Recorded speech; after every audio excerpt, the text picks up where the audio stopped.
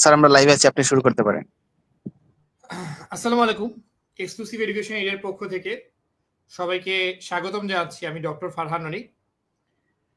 আমি কর্মরত রয়েছি জাতীয় হৃদরোগ ইনস্টিটিউটে কার্ডিওলজিস্ট হিসেবে। তো ইসিজি হচ্ছে এমন একটা গুরুত্বপূর্ণ টুল বা ইনভেস্টিগেশন, যেটা আপনি যে ডিসিপ্লিনেরই হন না কেন, medicine, surgery, gynae, paediatrics, basic subject, ইসিজির একদম বেসিক জিনিসটা কিন্তু সবাইকেই জানতে হবে। কমন কিছু ইসিজি আছে যেগুলোর ইন্টারপ্রিটেশন আমাদেরকে ভালো করে জানতে হবে এবং বুঝতে হবে। সেক্ষেত্রে আমরা কমন ইসিজি থেকে যে ডায়াগনোসিসগুলো করা যায়, যে ডিজিজগুলো বা কন্ডিশনগুলো, এটা আমাদের জন্য অনেক ইজি হয়ে যাবে। আপনারা যারা আমাদের সাথে লাইভে যুক্ত হয়েছেন সবাইকে অনেক অনেক ধন্যবাদ। আমাদের এই সেশনটি মূলত নেওয়া হচ্ছে ডেল্টা ব্যাচের সৌজন্যে। ডেল্টা ব্যাচ একটা ফ্রি ব্যাচ, যেখানে আমরা 4টা সেশন দিচ্ছি ইসিজি, চেস্ট এক্সরে এবং এবিজির উপর। এবং যারা আমাদের এই ব্যাচে যুক্ত হয়েছেন তাদের সবাইকে ধন্যবাদ। আমাদের একটু দেরি হয়ে গেছে আমাদের সেশন শুরু করতে, সেশনগুলো। এর একটা কারণ ছিল আমাদের মেন্টরদের ব্যস্ততার জন্য। এবং আশা করছি আপনারা এখন নিয়মিত প্রতি সপ্তাহে ইনশাল্লাহ সেশন পাবেন। এবং এই সেশনগুলো যারা করবেন তাদের সবাইকে আমরা ফ্রি পিডিএফ দিয়ে দিব।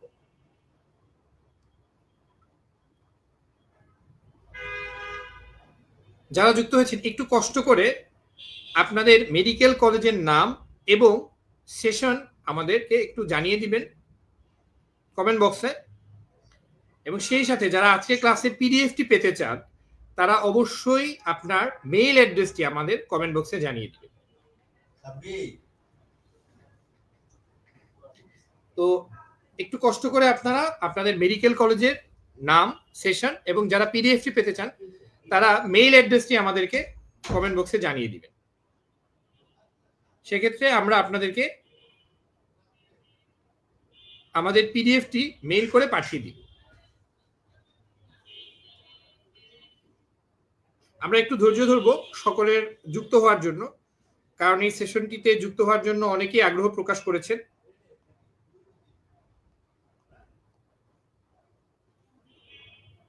এখন নিয়মিত প্রতি সপ্তাহে আমি আবারও বলছি, যারা আমাদের এই ক্লাসে পিডিএফটি পেতে চান তারা মেইল অ্যাড্রেস কমেন্ট করে জানিয়ে দিতে পারেন কমেন্ট বক্সে। এছাড়া আপনারা যারা যুক্ত হয়েছেন সবাইকে অনুরোধ করব আপনাদের মেডিকেল কলেজের নাম এবং সেশন আমাদেরকে কমেন্ট বক্সে জানিয়ে দিবেন।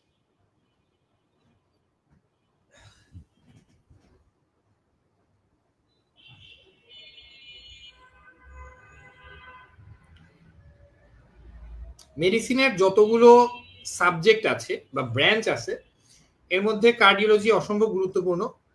এবং আপনারা জানেন যে cardiology kind of life saving. একটা পেশেন্ট এমআই নিয়ে আসলো, ইনস্ট্যান্ট যদি আমরা ইসিজি দেখে ম্যানেজ করতে পারি, ইনস্ট্যান্ট তার ডায়াগনোসিস করতে পারি বা প্রয়োজনে সময় মতো আমি রেফার করতে পারি, সেটা কিন্তু আমার জন্য গুরুত্বপূর্ণ।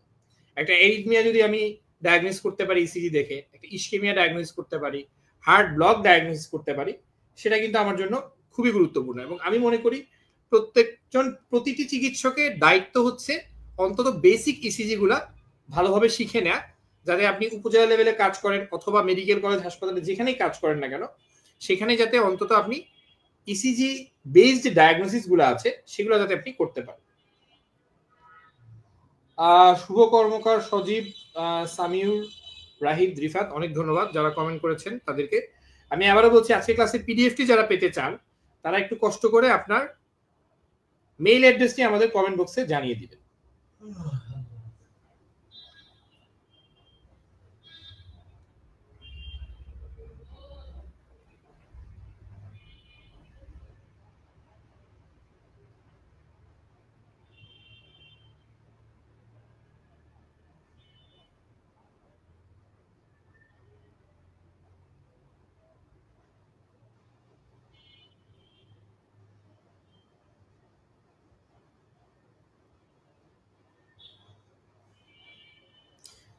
অনেকে কমেন্ট করছেন, আমি আবারও বলছি যারা যুক্ত হয়েছেন একটু কষ্ট করে মেডিকেল কলেজের নাম এবং সেশন আমাদের কমেন্ট বক্সে জানিয়ে দিবেন।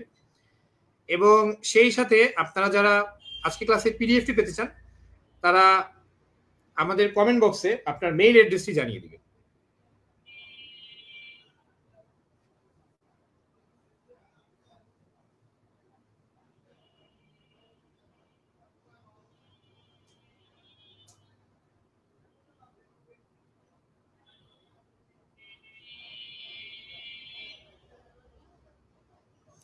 আমরা অসংখ্য কমেন্ট দেখতে পাচ্ছি। নাবিল জাবের, হাবিবুর রহমান, শাহিদ, শাহ ইমরান, আলামিন খান, রিফাত, তাহমিদ, আহমেদ, বাবলু, ডক্টর জান্নাতুল ফেরদৌস শান্তা, প্রান্ত চৌধুরী, মুশারাত, তাসনিয়া কাদির, অনেক অনেক ধন্যবাদ যারা যুক্ত হয়েছেন, সবাইকে অনেক ধন্যবাদ।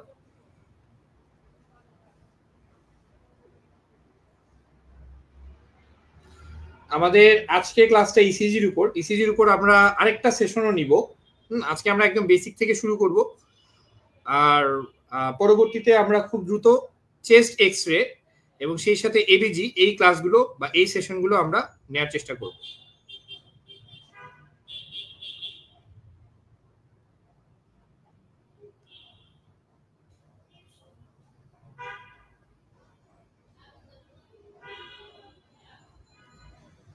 আচ্ছা, অনেক ধন্যবাদ। আমার মনে হয় যে আমরা শুরু করে দিতে পারি আমাদের আজকে ক্লাস। যারা যুক্ত হয়েছেন সবাইকে আবারও ধন্যবাদ জানাচ্ছি, এবং আবারও বলছি, আপনারা যারা আজকে ক্লাসের পিডিএফটি পেতে চান তারা একটু কষ্ট করে আপনার মেডিকেল কলেজের নাম এবং সেশন এবং সেই সাথে আপনার মেইল অ্যাড্রেসটি আমাদের কমেন্ট বক্সে জানিয়ে দিবেন।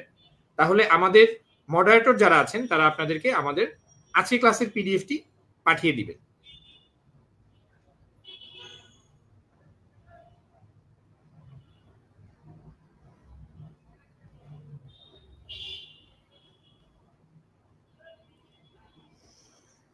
আমার মনে হয় আমরা শুরু করতে পারি। আচ্ছা, প্রথম কথা হচ্ছে আমাদের কাছে ইসিজিটা এত কঠিন লাগে কেন? আমি দেখেছি যে অনেক ভালো স্টুডেন্ট, হ্যাঁ, বা চিকিৎসক হিসেবে ভালো, কিন্তু ইসিজি দেখলে একটু ঘাবড়ে যান, এরকম অনেকেই আছেন। স্পেশালি মেডিসিন ছাড়া অন্যান্য ফ্যাকাল্টির যারা, অনেকেই মনে হয় যেন ইসিজির সাথে ওরিয়েন্টেড না ভালোভাবে, অথবা ওরিয়েন্টেড হলেও হয়তো দেখা যায় যে প্র্যাকটিসের অভাবে তারা হয়তো অনেক কিছু ভুলে গেছেন। তা এই জন্য আমাদেরকে বেসিকটা একটু স্ট্রং রাখার চেষ্টা করতে হবে, যাতে অন্তত আমরা কমন যে ডিজিজগুলো আছে বা কন্ডিশনগুলো আছে যেগুলো আমরা ইসিজি থেকে ডায়াগনোসিস করতে পারি, সেগুলা যাতে অন্তত আমাদের ভুল না হয়। আমরা প্রচুর কমেন্ট দেখতে পাচ্ছি, যারা যুক্ত হয়েছেন অনেকেই আমাদেরকে কমেন্ট করছেন, এবং মেডিকেল কলেজের নাম এবং মেইল অ্যাড্রেসটা অনেকেই জানিয়ে দিচ্ছেন। অনেক অনেক ধন্যবাদ যারা যুক্ত হয়েছেন সবাইকেই। হ্যাঁ, তাহলে প্রথম কথা হচ্ছে আমাদের এই ভয় পাওয়ার কারণটা কি সেগুলো আমরা একটু জানার চেষ্টা করি, এবং আস্তে আস্তে এগুলো আমরা সলভ করব। প্রথম কথা হচ্ছে ইসিজির এই আঁকা বাঁকা রেখা দেখলে আমাদের মধ্যে একটু ভয় লাগে। হ্যাঁ, মনে হয় যে আঁকা বাঁকা রেখা থেকে আমি আমার প্রয়োজনীয় তথ্যটা বা আমার ইনফরমেশনটা কিভাবে কালেক্ট করব। আমি যখন থার্ড ইয়ারে প্রথম ইসিজি দেখি আমার আসলেই ভয় লেগেছে যে এই জায়গাগুলো থেকে, এই যে আঁকা বাঁকা লাইন, এখান থেকে আমি একটা ইনফরমেশন কিভাবে পাবো, বা এখান থেকে আমি কোনো ডিজিজ কিভাবে ডায়াগনোসিস করবো, আমার কাছে অনেকটা অসম্ভব মনে হচ্ছে। একটা জিনিস হচ্ছে ফিয়ার অফ আননোন থিংস, মানে অজানা জিনিসের প্রতি আমাদের একটা স্বভাব সুলভ ভয় থাকে। এবং মনে রাখবেন, আপনার বয়স যত বাড়বে এই ভয়টা কিন্তু তত বাড়বে।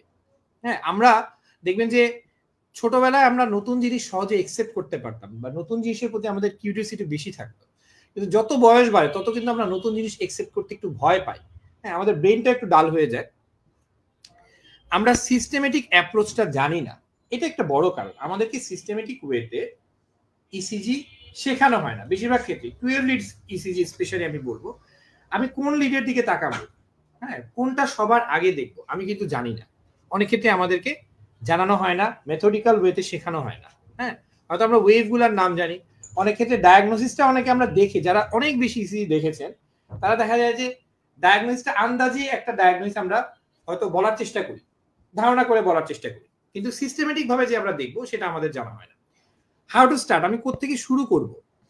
ইসিজি যখন আমার কাছে একটা ইসিজি পেপার দেয়া হচ্ছে, আমি তখন দেখা শুরু করব কোথা থেকে সেটা আমি জানি না, পড়াশোনা শুরু করব কোথা থেকে সেটাও জানি না।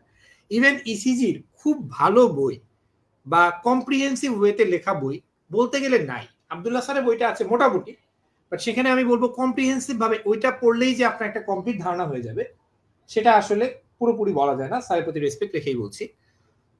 আরেকটা জিনিস আমি বলবো, এই কথাটা খুব ইম্পর্টেন্ট। অনেকে যারা ইসিজির মাস্টার আছে, যারা ইসিজি খুব ভালো পারে, তাদের মনে হয় ইসিজি কোনো ব্যাপার না।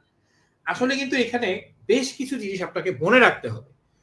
মানে বেসিক হিসেবে, যেমন আমার ওয়েভগুলা আমার তার ডিউরেশন বা ওয়াইড বা হাইট কোনটা কখন আমি অ্যাবনর্মাল বলবো সেটা কিন্তু আমি জানি না, তাই না? এটা যদি আমি না জানি তাহলে কিন্তু আমি ইসিজিটা ইন্টারপ্রেট করতে পারবো না, এবং সেটা কিন্তু আমাকে মনে রাখতে হবে, তাই না? এছাড়া আরো অনেক ধরনের ইনফরমেশন আছে অ্যাডভান্স লেভেলে গিয়ে যেগুলো আমাদেরকে মনে রাখতে হয়। তবে বেসিক ইসিজির ক্ষেত্রে কিছু জিনিস যেগুলো মনে রাখতে হয়, অনেক কিছুই কিন্তু আমরা জানি, কখনো না কখনো আমরা পড়েছি। হ্যাঁ, আচ্ছা, আমি আবারও বলছি, যারা যুক্ত হয়েছেন একটু কষ্ট করে মেডিকেল কলেজের নাম এবং সেশন আমাদেরকে জানিয়ে দিবেন। সেই সাথে আপনারা যারা আমাদের আজকে ক্লাসের পিডিএফটি পেতে চান তারা একটু কষ্ট করে মেইল অ্যাড্রেসটি কমেন্ট বক্সে জানিয়ে দিবেন। চলো আমরা শুরু করি। প্রথমে আমরা আমাদের একদম ফার্স্ট ইয়ারে যে ফিজিওলজি আমরা পড়েছিলাম সেটা থেকে শুরু করি। আমরা ইসিজির ওয়েভগুলো একটু জানার চেষ্টা করি। মোটামুটি 5টা বেসিক ওয়েভ আছে, এর বাইরেও কিছু ওয়েভ আছে যেগুলো আমরা পরে আস্তে আস্তে জানতে পারবো। দেখেন, এটা হচ্ছে বেজ লাইন। এই যে কালো সোজা যে লাইনটা যেখানে উপর আমি দাগ টেনেছি সেটা হচ্ছে আমাদের মোটামুটি বেজ লাইন। তো এই বেজ লাইনের উপরে যে রেখাগুলা যাবে বা লাইনগুলা যাবে সেগুলো হচ্ছে পজিটিভ ওয়েভ, আর নিচের দিকে যেগুলো যাবে সেগুলো হচ্ছে নেগেটিভ ওয়েভ। তাই প্রথম যে ওয়েভটা পি ওয়েভ, দেখেন সুন্দর মতো একটা অর্ধবৃত্তের মতো, এটা হচ্ছে পি ওয়েভ, এটা হচ্ছে পজিটিভ ওয়েভ, তাই না? এরপরে আরেকটা স্ট্রেট লাইন, হ্যাঁ, যেটাকে আমরা বলতে পারি পিয়ার সেগমেন্ট। আচ্ছা, এটাকে আমরা পরে আরো ডিটেইলস জানবো। এরপরে দেখেন একটা নিচের দিকে একটা লাইন গেছে, এই লাইনটা হচ্ছে নেগেটিভ ওয়েভ, যেহেতু নিচের দিকে তাহলে সেটা হচ্ছে কিউ ওয়েভ, তাই না? এরপরে দেখেন সবচেয়ে লম্বা যে লাইনটা পজিটিভ দিকে, তাই না, উপরের দিকে, তার মানে এটা হচ্ছে পজিটিভ ওয়েভ, এটা হচ্ছে আর ওয়েভ। এরপরে আবার একটা নেগেটিভ ওয়েভ আমরা দেখতে পাচ্ছি নিচের দিকে গেছে, সেটা হচ্ছে এস ওয়েভ। এরপর আরেকটা আইজো ইলেকট্রিক লাইন, এরপরে আরেকটা পজিটিভ অর্ধবৃত্তাকার লাইন যেটা হচ্ছে টি ওয়েভ। তাহলে পরীক্ষায় কিন্তু আসতে পারে যে নিচের কোনগুলো পজিটিভ ডিফ্লেকশন বা কোনগুলো নেগেটিভ ডিফ্লেকশন। কোশ্চেন ইজি, আমরা জানি, মোটামুটি সবাই জানি। তাহলে পজিটিভ ডিফ্লেকশন হচ্ছে পি, আর এবং টি ওয়েভ, এই তিনটা, আর নেগেটিভ ডিফ্লেকশন হচ্ছে কিউ এবং এস। ঠিক আছে? আচ্ছা, এটা আবার মনে হয় না খুব বেশি বলার কিছু আছে। এখন চলে আমরা ওয়েভগুলোর অরিজিন বোঝার চেষ্টা করব, মানে কোন ওয়েভ কোথা থেকে আসছে তার উৎস বোঝার চেষ্টা করব, এবং সেটা যদি আমরা বুঝতে পারি তাহলে আমাদের জন্য ইসিজি প্যাথোলজি বোঝাটা ইজি হবে। আমরা এতক্ষণ ফিজিওলজি দেখলাম, প্যাথোলজিটা বোঝা আমাদের জন্য ইজি হবে। হ্যাঁ, চলে আমরা অরিজিনটা জানার চেষ্টা করি। এটা আমাদের সবার মনে আছে কিনা, আমাদের হার্টের কন্ডাকশন সিস্টেম অসম্ভব গুরুত্বপূর্ণ। অ্যানাটমি এবং ফিজিওলজি দুইটা সাবজেক্টেই কিন্তু, অ্যানাটমিতে হার্টের এবং যে আইটেমটা ছিল সেখানেও এটা ইম্পর্টেন্ট ছিল, আর ফিজিওলজিতে আমরা যে কার্ডিওভাস্কুলার সিস্টেমের যে আইটেমটা ছিল ওইখানে অসম্ভব গুরুত্বপূর্ণ ছিল। আসলে যে টপিকগুলো আমরা আন্ডারগ্রেডে গুরুত্ব দিয়ে পড়েছি তার মধ্যে বেশিরভাগই কিন্তু আসলে ক্লিনিক্যালি ইম্পর্টেন্ট। হ্যাঁ, ক্লিনিক্যালি ইম্পর্টেন্ট জিনিসগুলো আমাদের স্যার ম্যাডামরা আমাদেরকে পড়ানোর চেষ্টা করিয়েছেন। যদি আসলে সমস্যা আমার কাছে যেটা মনে হয়, আমাদের বেসিক সাবজেক্টগুলোর যে টিচাররা আছেন তারা অনেক ক্ষেত্রে হয়তো তাদের মধ্যে কিছু গ্যাপ থাকতে পারে, এটা একটা কারণ হতে পারে। আরেকটা জিনিস হচ্ছে তারা হয়তো স্টুডেন্টদেরকে পড়ানোর ক্ষেত্রে এতটা যত্নবান না। অনেকেই আছে, নট এভরিওয়ান, অনেকের কথা আমি বলবো। স্পেশালি টিউটোরিয়ালের টিচাররা যদি একটু যত্নবান হন তাহলে কিন্তু ফার্স্ট ইয়ার সেকেন্ড ইয়ার থেকে শুরু করে একদম ফিফথ ইয়ার পর্যন্ত সবাই ভালো মতো কম্প্রিহেন্সিভ ওয়েতে মেডিকেল সায়েন্সটা বুঝে বুঝে পড়তে পারে। আচ্ছা, তাহলে আমরা সবাই জানি কন্ডাক্টিং সিস্টেমের কয়েকটা অংশ আছে, এর মধ্যে আমরা শুরু করব এসএ নোড দিয়ে। এই যে এসএ নোড, এসএ নোড সংক্ষেপে এসএএন। এই এসএ নোডটাই হচ্ছে আমাদের ন্যাচারাল পেস মেকার, এটাই হচ্ছে আমাদের পেস মেকার। হ্যাঁ, আচ্ছা, এসএ নোডটা তাহলে কি আমাদের পেস মেকার। হ্যাঁ,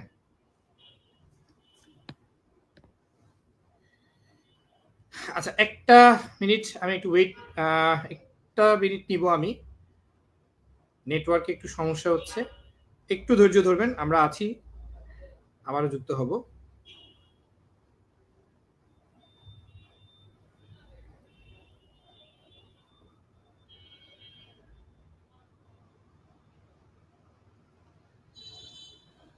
দুঃখিত, তো যেটা বলছিলাম এসএ নোডটা তাহলে কোথায় থাকে, জাস্ট এটা আমি মনে রাখবো।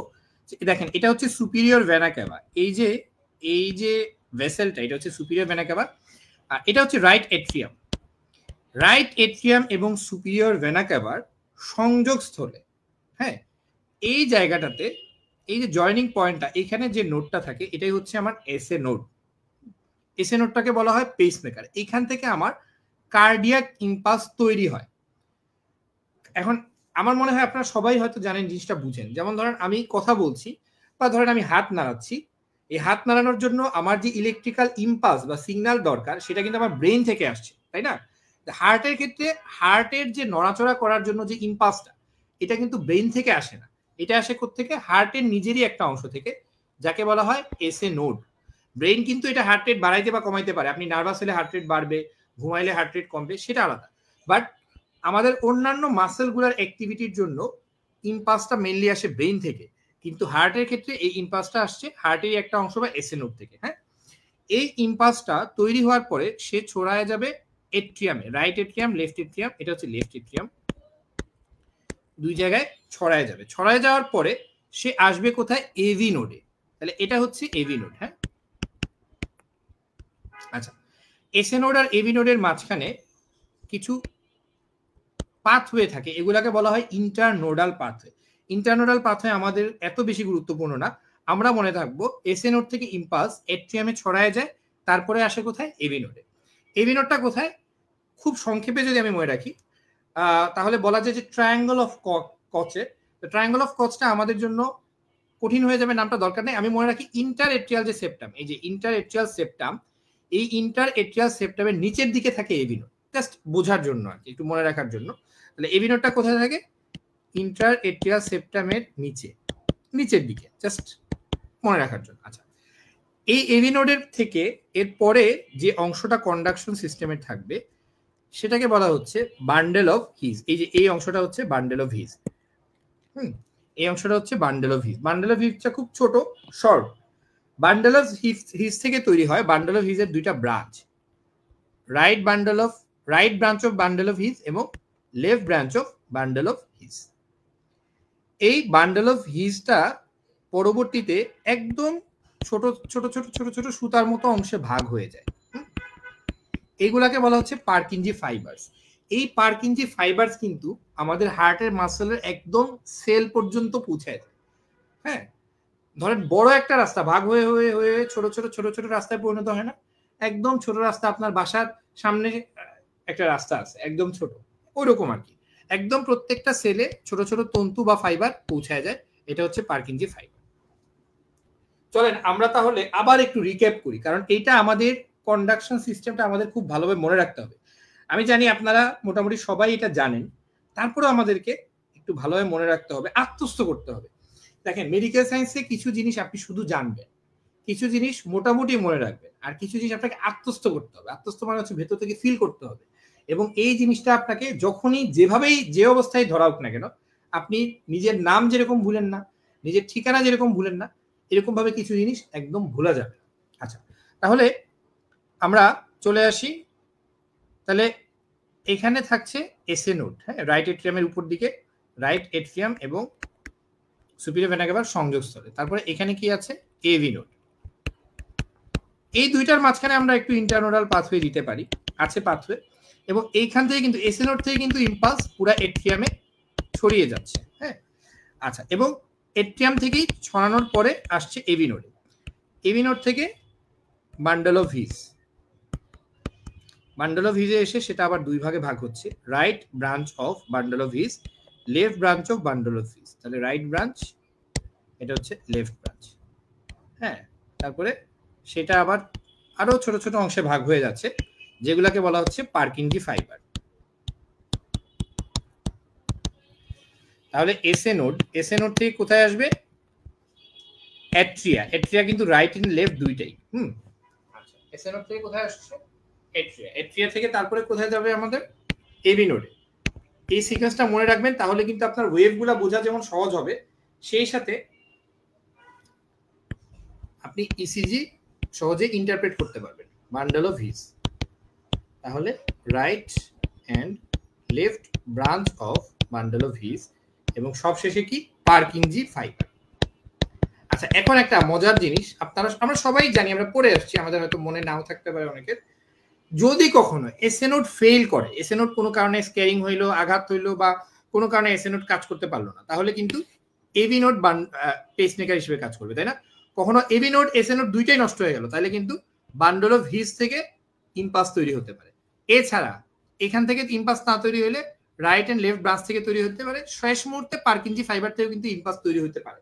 এবং প্রত্যেকটা জায়গায় ইম্পালসের আলাদা রেট আছে। আমাদের যে হার্ট রেট 70 to 80, এটা কিন্তু এসএ নোডের রেট, তাই না?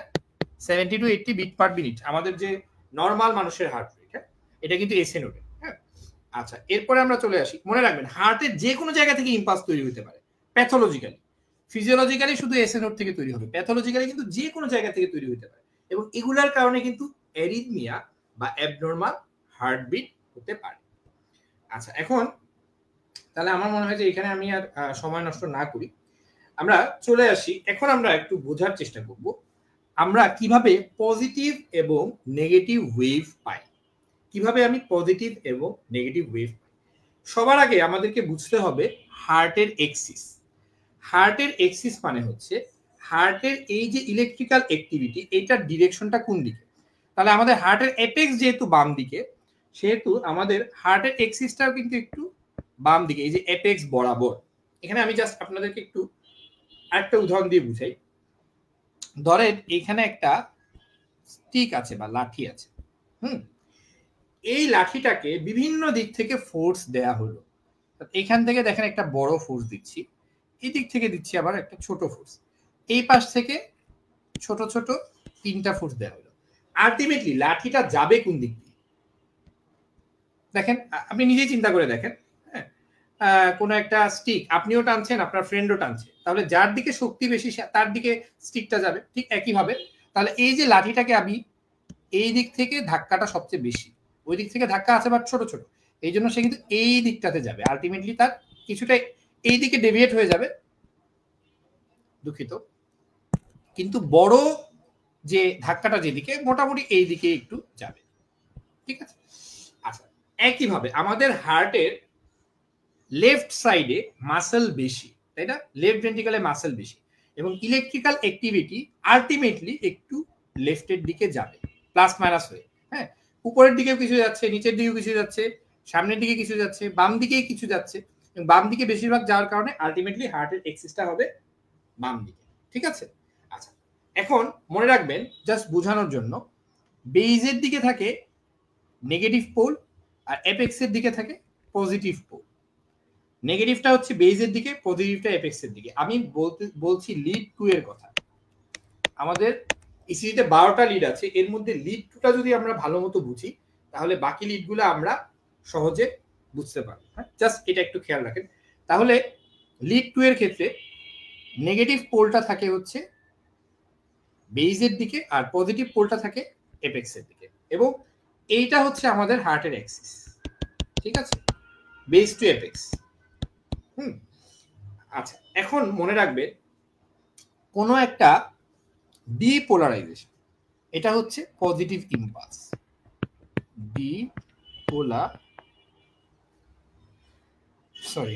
ডিপোলারাইজেশন, হ্যাঁ, এটা হচ্ছে একটা পজিটিভ ইম্পালস,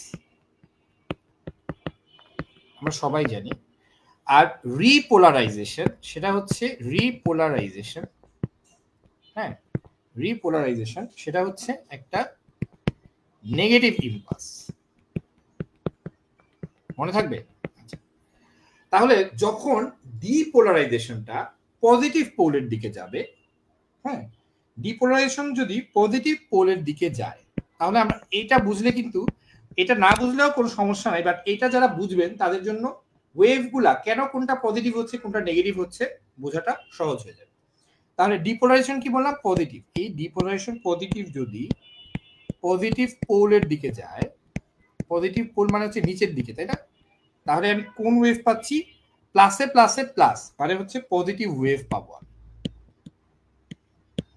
এখন কোনটা উপর দিকে যাচ্ছে কোনটা নিচের দিকে যাচ্ছে আমরা আস্তে আস্তে বুঝতে পারবো।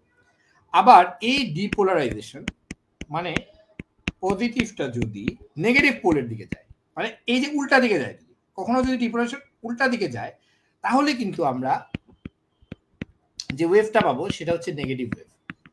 ঠিক আছে, মানে ওই যে প্লাসে প্লাসে প্লাস, প্লাসে মাইনাসে মাইনাস, মাইনাসে মাইনাসে প্লাস, এই ইয়াটা আমাদের মনে রাখবে।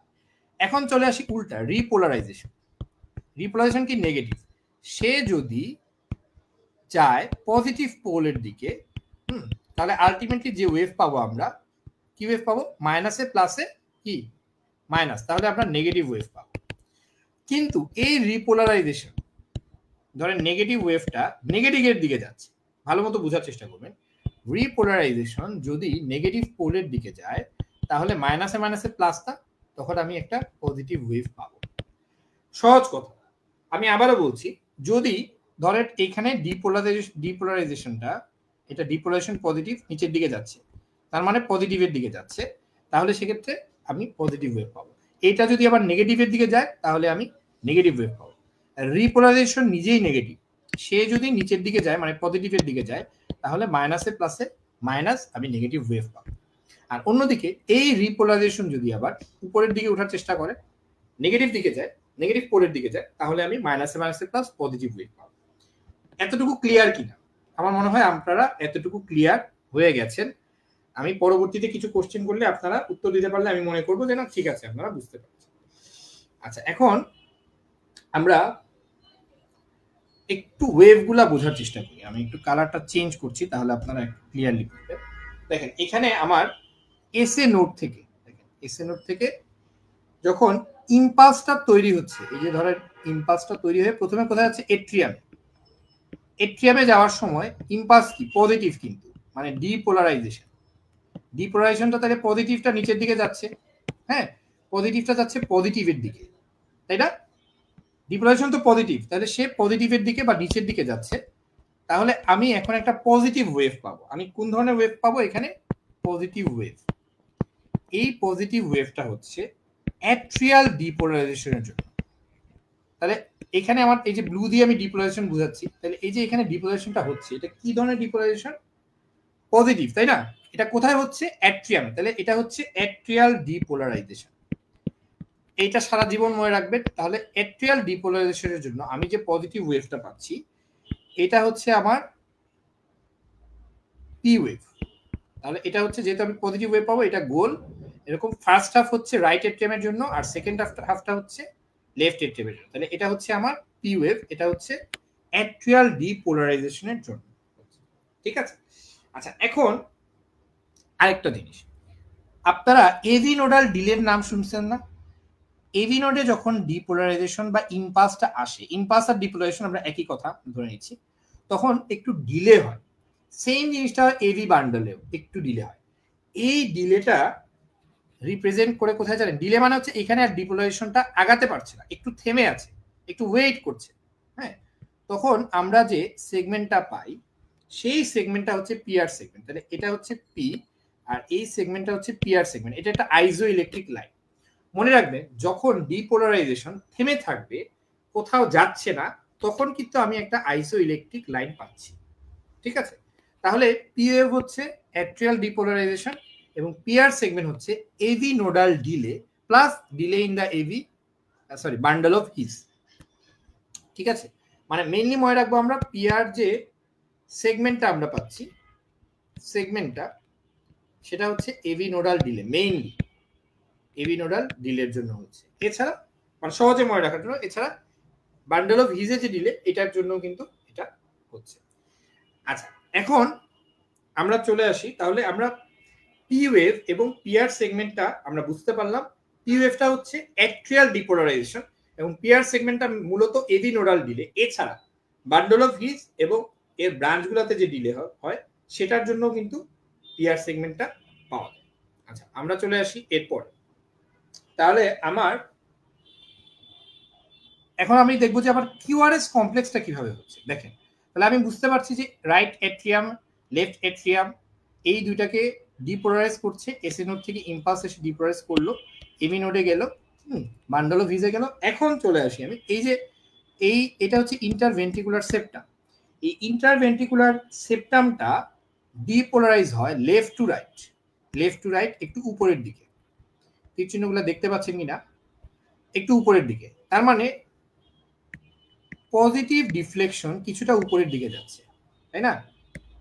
ডিপোলারাইজেশন কিছুটা উপরের দিকে যাচ্ছে, তাহলে সেক্ষেত্রে আমি কি পাচ্ছি? একটা নেগেটিভ ওয়েভ। ওয়েভটা কি পাবো আমি? Negative wave. এই নেগেটিভ ওয়েভটা হচ্ছে কিউ ওয়েভ। তাহলে কিউ ওয়েভটা কিসের জন্য পাওয়া যায়? মনে রাখবেন, এইভাবে মনে রাখবেন, septal depolarisation from left to right, from left to right, এবং এটা একটু উপরের দিকে, তার ডিরেকশনটা থাকবে উপরের দিকে। মানে কিউ ওয়েভটা তাহলে আমি কেন নেগেটিভ হচ্ছে? কারণ লেফট টু রাইট, এই সেপ্টামেরই লেফট সাইড থেকে রাইট সাইডে ডিপোলারাইজেশনটা যাচ্ছে একটু উপরের দিকে। তাহলে ডিপোলারাইজেশন কি পজিটিভ? পজিটিভটা একটু উপরের দিকে যাচ্ছে, মানে বেজের দিকে যাচ্ছে, নেগেটিভ দিকে যাচ্ছে, নেগেটিভ পোলের দিকে। তাহলে এটা হচ্ছে septal depolarisation from left to right. আশা করি আপনারা বুঝতে পেরেছেন। আচ্ছা, এরপরে আমরা চলে আসি, এখন যখন লেফট টু রাইট ইম্পালসটা চলে গেল, এরপরে ডিপোলারাইজেশন হবে টুয়ার্ডস দ্য এপেক্স। হ্যাঁ, মোটামুটি দুই ভেন্ট্রিকুলে একসাথে টুয়ার্ডস দ্য এপেক্স, মানে সেপ্টাম থেকে এপেক্সের দিকে এরপরে ডিপোলারাইজেশন হবে, এবং এইখানে একটা বিশাল অংশের মাসল একসাথে ডিপোলারাইজেশন হয়। তাহলে এখানে আমি দেখছি এই যে পজিটিভ ডিপোলারাইজেশন, পজিটিভটা নিচের দিকে যাচ্ছে, এপেক্স তো নিচের দিকে, হ্যাঁ, বা এপেক্সের দিকে, এপেক্সের যে পজিটিভ পোলটা আছে সেটার দিকে যাচ্ছে। তার মানে আমার এখানে পজিটিভ ইম্পালসটা যাচ্ছে পজিটিভের দিকে। তাহলে আমি কি পাচ্ছি বলেন তো? একটা পজিটিভ ডিফ্লেকশন পাবো। কিউ এর পরে আমি একটা লম্বা একটা পজিটিভ ডিফ্লেকশন পাচ্ছি। এটাই হচ্ছে আমার কোন ওয়েভ? আর ওয়েভ। এটাই হচ্ছে আমার আর ওয়েভ, তাই না? আর ওয়েভটা পজিটিভ কেন? কারণ পজিটিভ ইম্পালসটা পজিটিভের দিকে যাচ্ছে। তাহলে আর ওয়েভটা আমার কেন হচ্ছে? মেইনলি আপনি মনে রাখবেন apical depolarisation, apical and ventricular depolarisation. এটা তাহলে মনে রাখতে সহজ এবং বুঝতেও সহজ, ঠিক আছে? নিচের দিকে যখন পজিটিভ ওয়েভটা যাচ্ছে এপেক্সের দিকে, তখন আমি পজিটিভ ওয়েভই পাবো। আচ্ছা, এখন চলে আসি এরপরে কি হয়। এরপরে যেটা হবে সেটা হচ্ছে আপনার, দুঃখিত, এপেক্স আগে ডিপোলারাইজেশন হওয়ার পরে এরপরে ডিপোলারাইজেশন কোথায় যাবে জানেন? উপরের দিকে, বেজের দিকে যাবে। আমি একটু কালারটা চেঞ্জ করে দিই, তাহলে আপনাদের বুঝতে সহজ হবে। এই দেখেন, বেজের দিকে এখন আমার ডিপোলারাইজেশন যাচ্ছে গ্রিন কালারে, এপেক্স থেকে বেজের দিকে ডিপোলারাইজেশন যাচ্ছে। তাই বেজের দিকে যাওয়া মানে কি? মানে পজিটিভ রিফ্লেকশনটা যাচ্ছে উপরের দিকে, নেগেটিভ পোলের দিকে যাচ্ছে। তাহলে প্লাসে মাইনাসে আমি একটা মাইনাস নেগেটিভ ওয়েভ আশা করছি, এবং সেই নেগেটিভ ওয়েভটা হচ্ছে এস। এই হচ্ছে এস। তাহলে এস ওয়েভটা কেন হচ্ছে? এস ওয়েভটা হচ্ছে বেজাল ডিপোলারাইজেশন অফ ভেন্ট্রিকলস। তাহলে এই ভেন্ট্রিকলের বেজাল ডিপোলারাইজেশনের জন্য আমার কি হচ্ছে? একটা নেগেটিভ ওয়েভ আমি পাচ্ছি। এটা হচ্ছে আমার এস ওয়েভ। মনে থাকবে? ঠিক আছে, তাহলে কিউআরএসটা আমি বুঝে গেলাম। কিউআরএস কমপ্লেক্সটা ইম্পর্টেন্ট আমার জন্য। তাহলে কিউটা আমি কেন পেয়েছি? কিউটা হচ্ছে সেপ্টাল ডিপোলারাইজেশন, আরটা হচ্ছে এপিকাল এন্ড ভেন্ট্রিকুলার ডিপোলারাইজেশন, আর এসটা হচ্ছে বেজাল ভেন্ট্রিকুলার ডিপোলারাইজেশন। আশা করছি আপনার ক্লিয়ার হয়েছে। এখন চলে আসি আমরা এসটি সেগমেন্ট এবং টি ওয়েভ। এখন আমি একটু কালারটা একটু চেঞ্জ করে দিই। ধরেন এসটি সেগমেন্টটা কখন আমি পাচ্ছি? এসটি সেগমেন্টটা আমি পাচ্ছি যখন ডিপোলারাইজেশন আর হচ্ছে না। মানে ডিপোলারাইজেশন একটা ইলেকট্রিক্যাল অ্যাক্টিভিটি, আর মেকানিক্যাল অ্যাক্টিভিটি হচ্ছে হার্টের কন্ট্রাকশন। আমি একটা মাসলে ইলেকট্রিক্যাল অ্যাক্টিভিটি দিচ্ছি, একটু পরে মাসলটা কন্ট্রাকশন হচ্ছে। এই কন্ট্রাকশন হতে কিছু সময় লাগে, এই সময়ে ডিপোলারাইজেশন থেমে থাকে। মনে রাখবেন, ডিপোলারাইজেশন যখন থেমে থাকবে, জাস্ট বোঝার জন্য, হ্যাঁ, তখন আমি একটা আইসোইলেকট্রিক লাইন পাবো। আইসোইলেকট্রিক লাইন পাচ্ছি। এই আইসোইলেকট্রিক লাইনটা হচ্ছে আমার এসটি সেগমেন্ট। তাহলে আমি আবার একটু দেখেন, একটু আঁকার চেষ্টা করি। আচ্ছা, একটু কালার চেঞ্জ করে দিই, তাহলে আপনাদের জন্য ইজি হবে। তাহলে আমার প্রথমে আমি পি পাইলাম, পি এর পরে পি আর, হ্যাঁ, কিউ আর এস, তারপরে হচ্ছে টি। হ্যাঁ, আচ্ছা, এখন আচ্ছা, এসটিটা আমি আপনাদেরকে একটু অন্য কালার দিয়ে আঁকি, তাহলে আপনারা বুঝবেন। সরি। আচ্ছা, এখন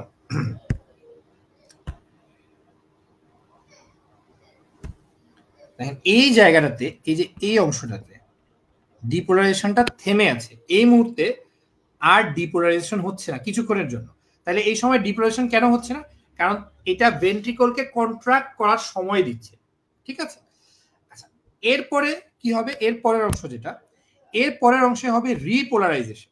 মানে ভেন্ট্রিকল এখন উল্টা দিকে, অ্যাপেক্স থেকে বেজের দিকে রিপোলারাইজেশন হওয়া শুরু করবে। দেখেন, তাহলে অ্যাপেক্স থেকে বেজের দিকে এখন কি হচ্ছে? রিপোলারাইজেশন। তাহলে অ্যাপেক্স থেকে রিপোলারাইজেশন আমি বলেছিলাম নেগেটিভ, তাহলে নেগেটিভটা অ্যাপেক্স থেকে বেজের দিকে নেগেটিভ ইম্পালস যাচ্ছে। রিপোলারাইজেশন মানে কিন্তু নেগেটিভ ইম্পালস। তাহলে নেগেটিভ থেকে নেগেটিভ, তার মানে হচ্ছে এখানে আমি একটা পজিটিভ ওয়েভ পাবো। আলটিমেটলি নেগেটিভ একটা ইম্পালস আমার নেগেটিভ পোলের দিকে যাচ্ছে, তাহলে মাইনাসে মাইনাসে প্লাস, মাইনাসে মাইনাসে প্লাস, সেক্ষেত্রে আমি একটা পজিটিভ ওয়েভ পাবো। এই পজিটিভ ওয়েভটাই হচ্ছে আমার টি ওয়েভ। বুঝতে পারলাম? এই জন্য টি ওয়েভটা পজিটিভ হয়। কারণ কেন আমি আবারও বলছি, রিপোলারাইজেশনটা উল্টা দিকে হয়, অ্যাপেক্স থেকে বেজের দিকে রিপোলারাইজেশন হয় ভেন্ট্রিকলে, মানে রিল্যাক্সেশন। রিপোলারাইজেশন হওয়ার পরে আফটার ইফেক্টটা হচ্ছে ভেন্ট্রিকলটা রিল্যাক্সড হবে। তাহলে রিপোলারাইজেশনটা আমার অ্যাপেক্স থেকে বেজের দিকে হচ্ছে, তাহলে সেক্ষেত্রে নেগেটিভ ইম্পালসটা আমার নেগেটিভ পোলের দিকে গিয়ে একটা পজিটিভ ওয়েভ তৈরি করছে। এই পজিটিভ ওয়েভটাই হচ্ছে টি ওয়েভ। এটাই হচ্ছে আমার টি ওয়েভ, ঠিক আছে? আশা করি আপনারা বুঝতে পেরেছেন। তাহলে দেখেন, আমার যখন আমি কোনো একটা ওয়েভে অ্যাবনরমালিটি পাবো, তখন তার অরিজিন নিয়ে চিন্তা করব। যদি আমি দেখি, হিসাবটা কিন্তু সহজ হয়ে গেল। যদি আমি দেখি যে পি ওয়েভে কোনো একটা ঝামেলা আছে, তাহলে আমি বুঝবো যে অ্যাট্রিয়াল ডিপোলারাইজেশনের ঝামেলা। যদি আমি দেখি আমার এই যে পিআর সেগমেন্টে কোনো একটা ঝামেলা আছে, তার মানে আমি ধরে নিব এবি নোডের ঝামেলা। ধরেন এবি নোড যদি ব্লক থাকে, তাহলে পিআর সেগমেন্টটা বড় হয়ে যাবে না, লম্বা হয়ে যাবে না? কারণ পিআর ব্লক আছে, মানে ওই জায়গাটাতে দিয়ে পাস করতেই পারছে না, তাহলে এবি নোডাল ডিলেটা বেড়ে যাবে, তাহলে পিআর সেগমেন্ট আরো বড় হয়ে যাবে। তাই প্যাথোলজি বুঝলে আমার জন্য ডিজিজটা বোঝাটা ইজি হয়, তাই না? আচ্ছা, এখন কিউতে যদি কোনো সমস্যা হয়, আমি বুঝতে পারবো যে সেপ্টাল ডিপোজিশনে হয়তো সমস্যা হচ্ছে, ঠিক আছে? আমার যদি আর ওয়েভে সমস্যা হয়, আমি বুঝবো যে ভেন্ট্রিকুলার ডিপোজিশনের সমস্যা হচ্ছে। হ্যাঁ, আমার যদি টি ওয়েভে সমস্যা হয়, তার মানে আমি বুঝবো ভেন্ট্রিকুলার রিপোলারাইজেশনের সমস্যা হচ্ছে। এটার জন্যই আমাদের বেসিক জানাটা জরুরি, তাহলে আমি দুয়ে দুয়ে চার মিলাইতে পারবো। মেডিকেল সায়েন্স ইজ ইজি যখন আমরা বুঝতে পারবো, বুঝে বুঝে পড়বো। তবে এটা ঠিক যে মেডিকেল সায়েন্সে বোঝার জন্য অনেক কিছু মনে রাখতে হয়। আচ্ছা, এখন আমরা একটু সামারি করি সংক্ষেপে। এটা হচ্ছে আব্দুল্লাহ স্যারের বই থেকে নেওয়া। তাহলে পি ওয়েভ মানে হচ্ছে আমার এট্রিয়াল ডিপোলারাইজেশন, আমি বুঝে গেলাম। পিআর ইন্টারভেল আমি জাস্ট মনে রাখবো, time taken for the cardiac impulse go through the A B node. A B নোডটা মনে রাখি আমি, পিআর ইন্টারভেলটা মূলত আমি এবি নোডটা মনে রাখি, আমাদের ইজি হবে। হ্যাঁ, আর কিউআরএসটা কি? তাহলে ওভারঅল ভেন্ট্রিকুলার ডিপোলারাইজেশন, তাই না? কিউটা হচ্ছে সেপ্টাল, আরটা হচ্ছে এপিকাল, আর এসটা হচ্ছে বেজাল, তাই না? তাহলে সব মিলায় হচ্ছে ভেন্ট্রিকুলার ডিপোলারাইজেশন, আর টিএফটা হচ্ছে ওভারঅল ভেন্ট্রিকুলার রিপোলারাইজেশন। আচ্ছা, আমি জাস্ট একটা দুইটা ব্যাচ সম্পর্কে একটু বলবো, 1 মিনিটের মধ্যে আমি বলা শেষ করছি। আমাদের এক্সক্লুসিভ সুপ্রিম ডেভিডসন 10 ব্যাচটা শুরু হতে যাচ্ছে 11 সেপ্টেম্বর থেকে, যেখানে ডেভিডসনটাকে আমরা খুব ডিটেইলস ভালোভাবে পড়াই। আমাদের 90টার উপরে ডেভিডসনের কনসেপ্ট ক্লিয়ার ক্লাস থাকে, 90টার উপরে মেডিজি পিডিএফ থাকে, 90টা এক্সাম থাকে, প্রায় 9টার মতো 100 নম্বরের এক্সাম থাকবে, প্রায় 8 মাসের মতো কোর্স ডিউরেশন, 8 মান্থ প্লাস। এছাড়া ক্লাসে এই কোর্সের শেষে আমরা 1000-এর উপরে কোশ্চেনের একটা কোশ্চেন ব্যাংক আপনাদেরকে দিব। হ্যাঁ, আপনারা এই কোর্সটা যারা আগ্রহী, মেডিসিনে স্পেশালি যাদের ক্যারিয়ার করার ইচ্ছা, তাদের জন্য এই কোর্সটা অসম্ভব ভালো একটা কোর্স হতে পারে। এছাড়া আমাদের H C P S part 1 medicine, surgery, gynae long batch খুব দ্রুত শুরু হতে যাচ্ছে। মেডিসিন এবং সার্জারিটা আমি এখানে দেখাচ্ছি। 7 সেপ্টেম্বর থেকে মেডিসিন এবং 6 সেপ্টেম্বর থেকে সার্জারি শুরু হতে যাচ্ছে। যারা আগ্রহী তারা একটু স্ক্রিনশট নিয়ে রাখতে পারেন, আমাদের পেজে ইনবক্স করলে আরো ডিটেলস আপনারা জানতে পারবেন। আরেকটা ব্যাচ একটু বলতে পারি, যারা সামনের বছর 26 মার্চে ডিপ্লোমা এক্সাম দেবেন, তাদের জন্য এক্সটেন্ডেড লং ব্যাচ, যেটা অনলাইন ব্যাচ, খুবই কম খরচ, ডিসকাউন্ট অফারে মাত্র 4,500 টাকা এখন থেকে শুরু করে আপনারা প্রায় 6 থেকে 7 মাসের মতো সময় পাবেন, একটা লম্বা সময়। এবং এই ব্যাচের সাফল্যের হার অনেক বেশি, প্রায় 50টার উপরে ক্লাস পাবেন, 60টার উপরে এক্সাম পাবেন। আচ্ছা, আর এছাড়া আমাদের এমআরসিপি, এমআরসিএস সহ বেলিয়ান, লাভ, অন্যান্য ব্যাচগুলাও নিয়মিতই রান হচ্ছে। যে কোনো ব্যাচ সম্পর্কে ইন্টারেস্টেড হলে আমাদের পেজে ইনবক্স করলে আমরা ডিটেলস জানিয়ে দিই। আচ্ছা, এখন ইসিজি স্ক্রিপ্টটা সম্পর্কে আমাদের একটু জানতে হবে। এটা আসলে বেসিক জিনিস যখন আমরা পড়বো তখন আমাদের কমন জিনিসগুলো আমাদেরকে কিন্তু খুব ভালোভাবে জানতে হবে। দেখেন, এখানে ছোট ছোট ঘর আছে, এই যে এগুলাকে বলা হচ্ছে স্মল স্কোয়ার। আমি এখন একটু রেড কালারটা ইউজ করি, এটা চোখে বেশি লাগে। এটা হচ্ছে স্মল স্কোয়ার। হ্যাঁ, আর দেখেন এই যে একটু বড় স্কোয়ার আছে, 5টা স্মল স্কোয়ার মিলে হ্যাঁ একটা বড় স্কোয়ার আছে, এটাকে বলা হচ্ছে লার্জ স্কোয়ার। হ্যাঁ, তাহলে ইসিজি স্ট্রিপে আমরা 5টা বড় ঘর মিলে আমাদের একটা, 5টা ছোট ঘর মিলে আমাদের একটা বড় ঘর আমরা পাচ্ছি। হ্যাঁ, এই স্মল স্কোয়ার গুলার দৈর্ঘ্য বা লেন্থ হচ্ছে 1 মিলিমিটার। আমি সবসময় সবকিছু এই ছোট ঘর দিয়ে মনে রাখতে আগ্রহী। কেন ছোট ঘর দিয়ে মনে রাখতে আগ্রহী? কারণ এটা আমার জন্য মনে রাখাটা ইজি হয়।